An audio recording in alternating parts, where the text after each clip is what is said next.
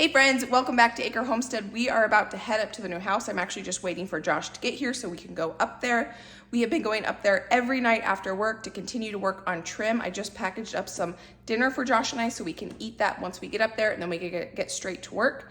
Last night, Josh and I were working on trim and I got caught up on the caulking and nail hole filling and sanding.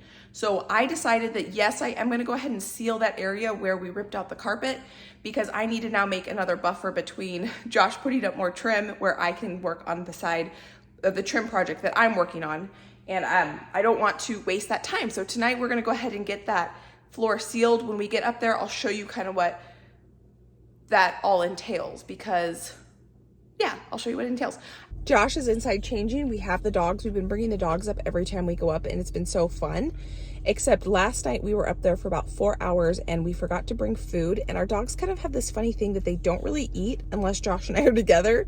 So the poor guys all day were with me yesterday, but they didn't eat. And then we brought them up to the house and we were there till like 10 and they were pretty hungry. So today, right in that tote, I have their dog food. So we have 2 of those totes, one upstairs, one downstairs. So I figured I'm gonna bring one of those over and just keep it up there. We're also bringing their dog beds because that's another thing is they haven't had a place to like really relax. And so, oh, you're already getting comfortable. So I want them to be able to have a place to relax and it looks like it's working out pretty well. We've got all this stuff for the products that I need in order to do my project in the back.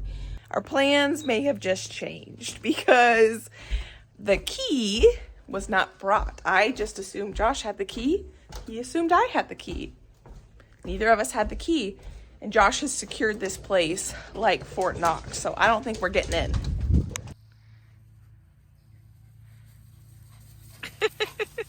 We tried and we failed. We gave it the best effort we could to get into the house.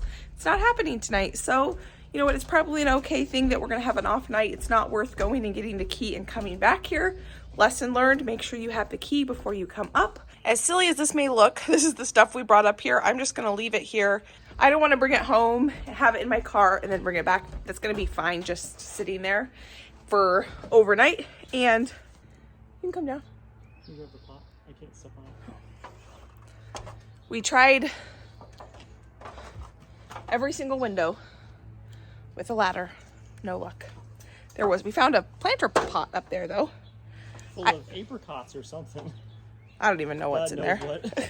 And then I'm standing on this for Josh. And then I can bring other stuff in my car next time I come.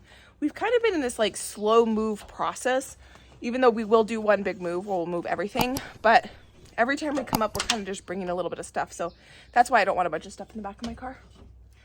So we'll see you next time we're at the house. Oh, I gotta get out of the way for him.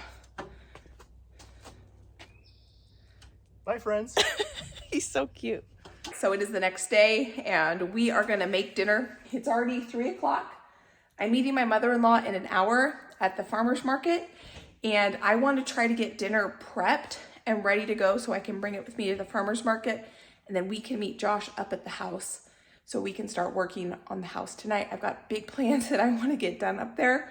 So yesterday we had the day off from working. We've been going up there every night.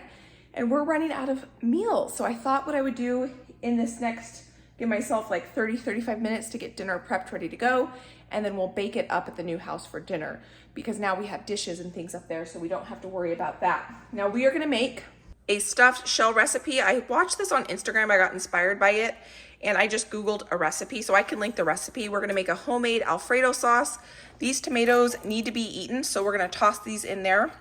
It's gonna be a chicken and broccoli stuffed shell. It's gonna be really good, I think. I got some cheese starting to cut because we're gonna shred some cheese, but I need to get an onion chopped up first. This is not in the recipe, but I figured we would add it just to add a little extra flavor.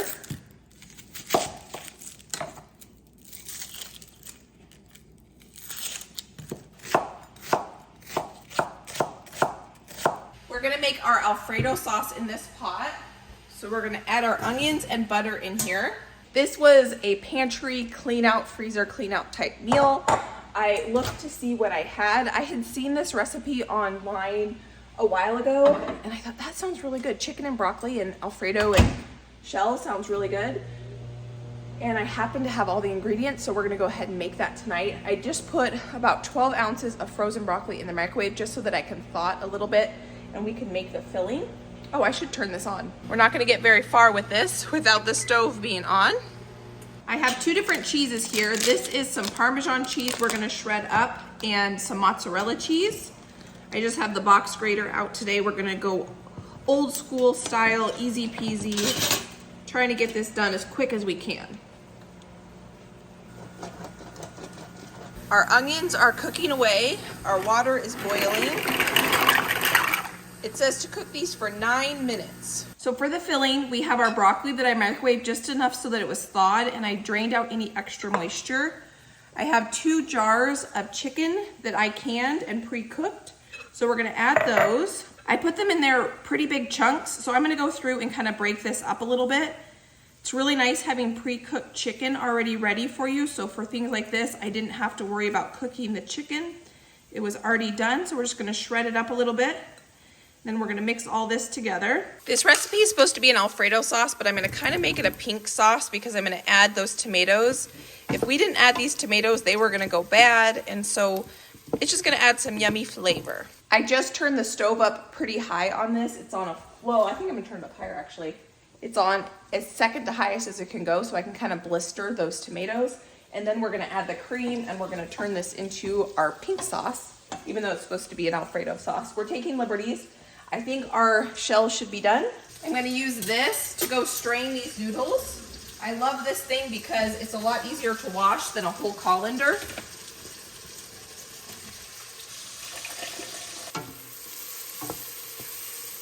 To this, I'm gonna add some garlic and some red pepper flake and our cream.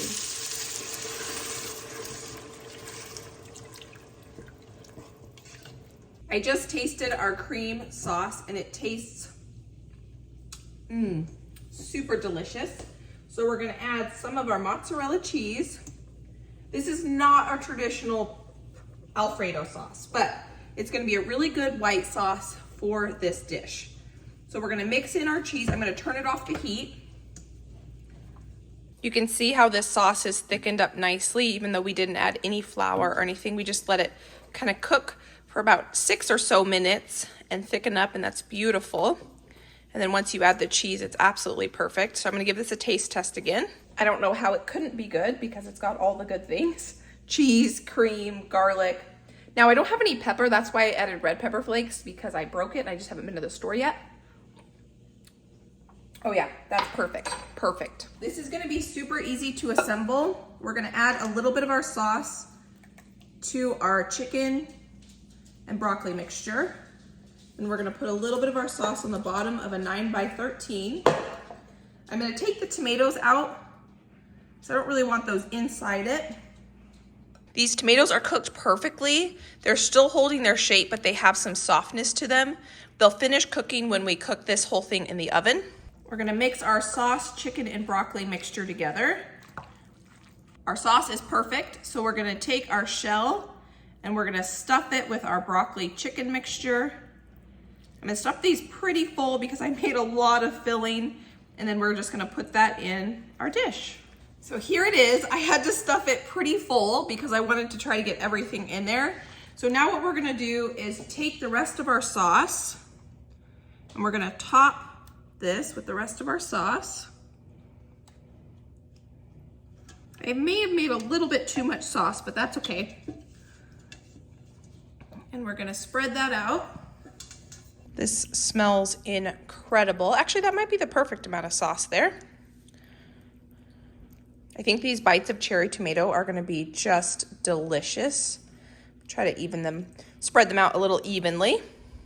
I'm gonna sprinkle just a little bit more cheese, not too much because it's very rich already. Just enough so you can kind of get a little bit of a bubbly crust on the top, a little bit of mozzarella, and a little bit of parm. I'm gonna put a piece of foil on this, and then we're gonna bring it up to the new house and bake it up there.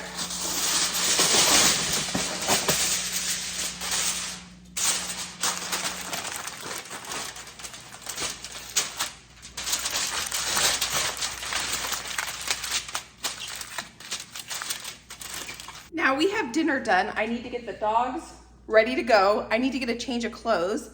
I'm gonna get this in the car. We're gonna head to the farmer's market and then we're gonna head up to the house. Heading to go hang out with my mother-in-law for a little bit. Oh, you can see the dogs. Yeah, my car is gonna need a deep clean after we are done with these renovations because we like to bring the dogs up with us and they are showing their mark. We're gonna go have fun at the farmer's market. This farmer's market that we're going to is the one that I used to go to every Wednesday night, and I would pick up my CSA. I was part of a farm share, which is CSA, Community Support Agriculture, and I would go pick that up there, and I would buy all my produce there all spring and summer, and I absolutely loved it, and I haven't been back in forever.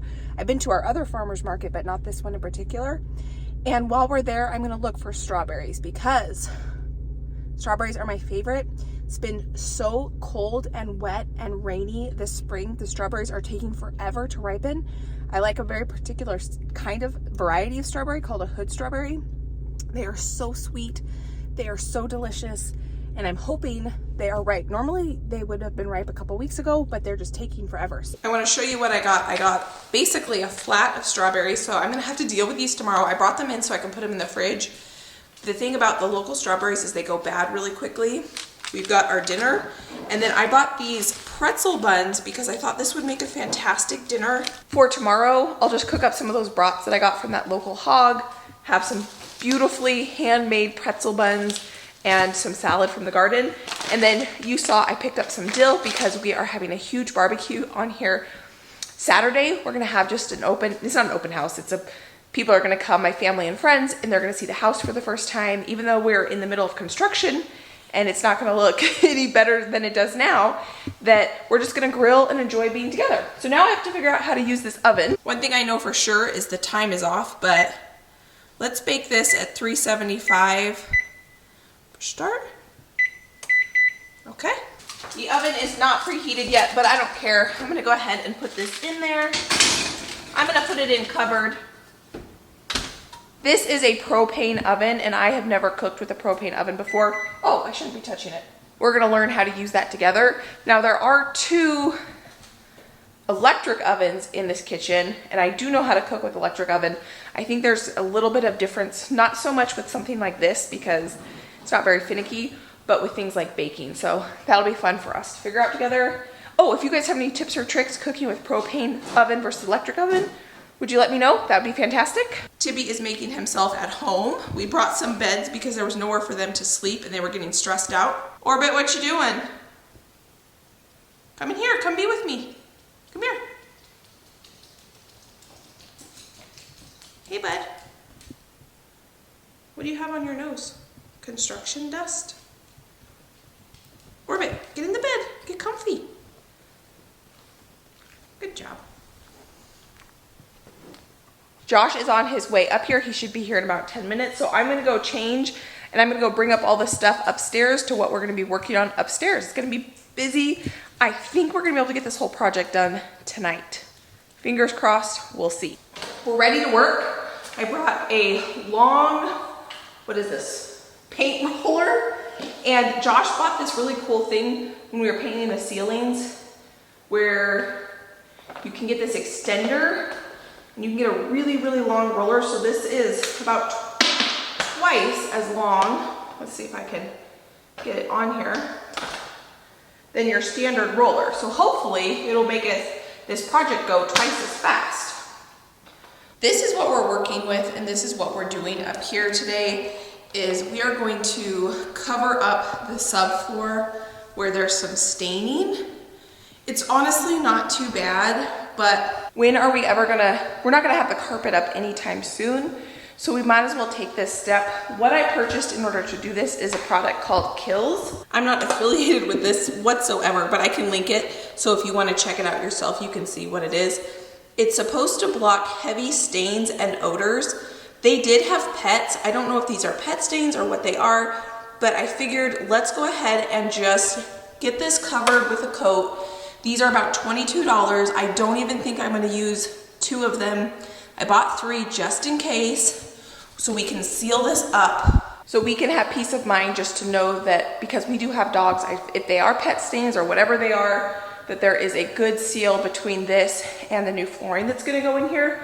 So we've got 2 rooms up here plus this really big bonus room we're gonna do. This is one of the rooms, and this room actually has the worst staining. Right here, we had this looked at and it's okay, but I definitely wanna get that covered up. And there's a stain there and right there. And then we have one more room in here. This one I'm considering not even doing it because I really don't see any stains in here. So I'm going to see how much, well, this would be the, I'm thinking. I can't paint myself into a corner if I'm gonna try to get this project done today. So I would have to start in this room and work my way out that way. Oh, what should I do? I don't see any stains. Josh just got here, so maybe I'll ask him what he thinks, and then we'll go from there. Josh came up and we talked about it, and we figured what we're gonna do first is go ahead and stain the big room and the 1 bedroom, and then depending on how much paint I have left, if I have enough, I'll go ahead and seal that room that doesn't have any stains on it once everything else dries. It only takes about an hour to dry, so there's no need to try to do everything right now today because I can just do it a different day. I did decide to come up here and sweep everything one more time because there was a pretty big, you can see as I'm sweeping, layer of dust on everything. There were a few random staples, and there also was a couple staples that were left behind. So I also got to, as I was sweeping, check the whole entire floor and just make sure that we did get everything when we were removing the staples and any little bits of padding that might be still stuck on the floor. I was going back and forth whether I needed to do this, and I'm really glad we decided to do it.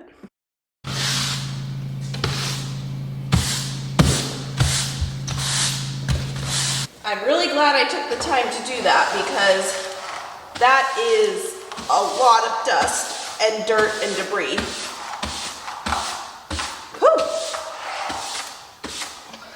Okay, I'm gonna start in this back hall here so that I can work my way out of this area and I don't paint myself into a corner. I'm not gonna use a paint thing. I'm just gonna put the paint on the floor.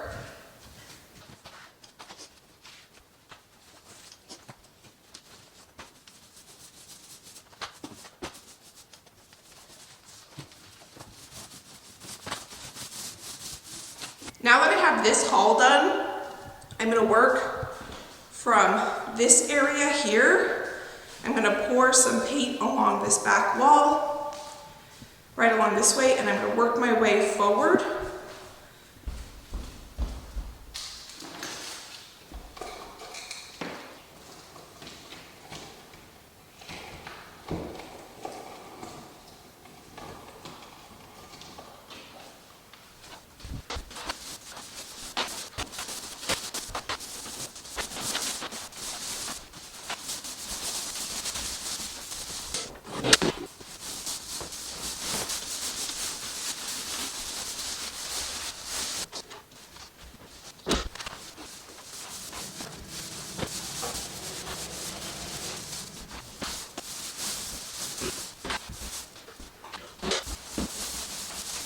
Before I completely paint myself into a corner, we're gonna run into this room.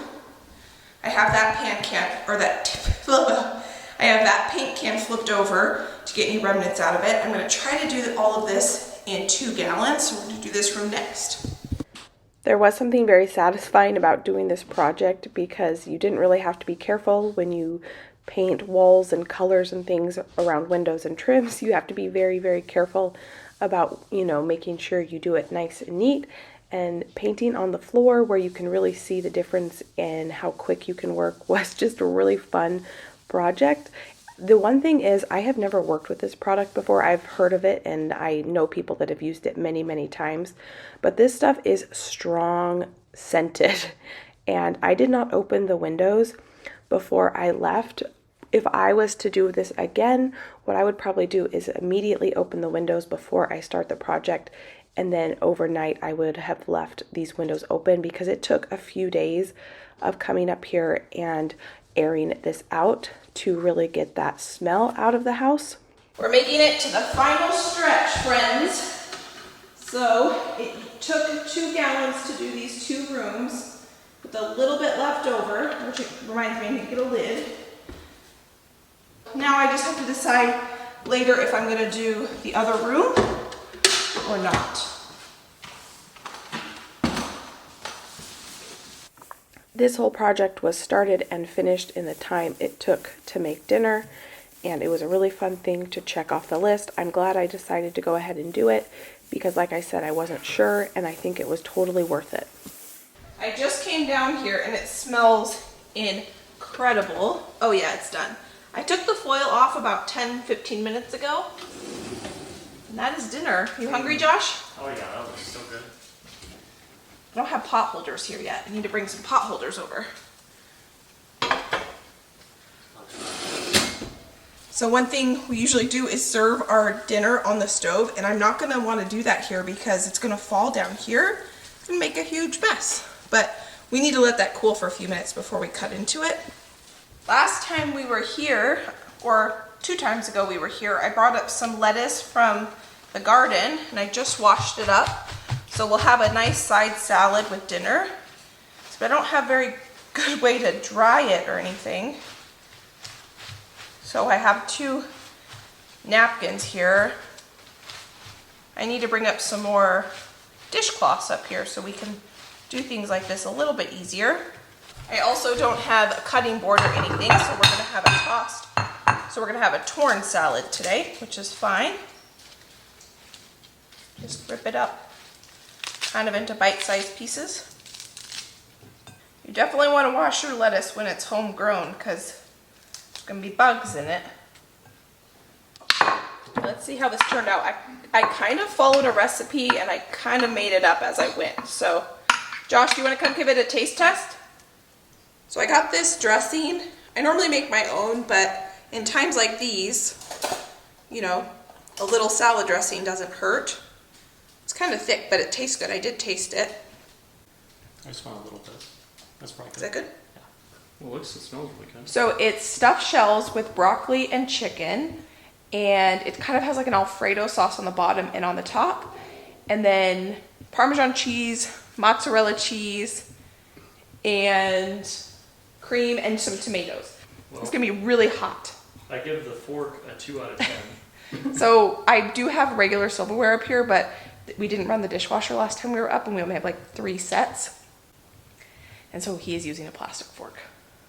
It's good. It's good? Very creamy. Good. And then you got your salad from the garden. This is awesome. Awesome. Well, we're gonna enjoy dinner. We're gonna sit down, relax for just a few minutes, and then it's back to work. So while I've been upstairs working, Josh has been in here working on these headers. I can show you how he makes them. It's pretty cool how he does it. It's not the easiest thing to do, especially when you come up to walls and things and you have to adjust. This wall is kind of complicated because this is like, what degree is that wall? It's 24.5 degrees. Yeah, which is a really awkward angle to have to try to cut, and he's done a great job. So we'll get to see him put this header on.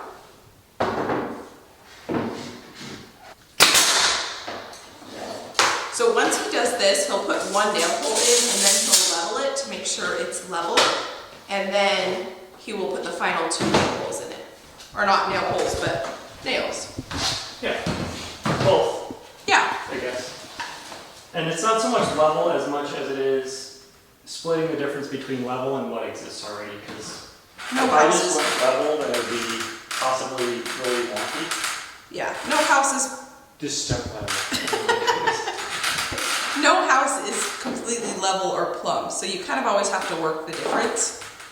The first time we did this, when we were remodeling our first house, the guy, when we would go to the trim place, the McCoys, where I took you guys to that place, it's a really cool place. He said, a lot of times you'll run into these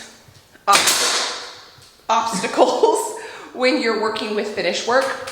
And the most important thing is that you come up with a solution that looks intentional. There might not be a right or wrong answer to figuring out that solution, but making sure it looks intentional. And that's one thing Josh is really, really good at. There is intent. There is intent.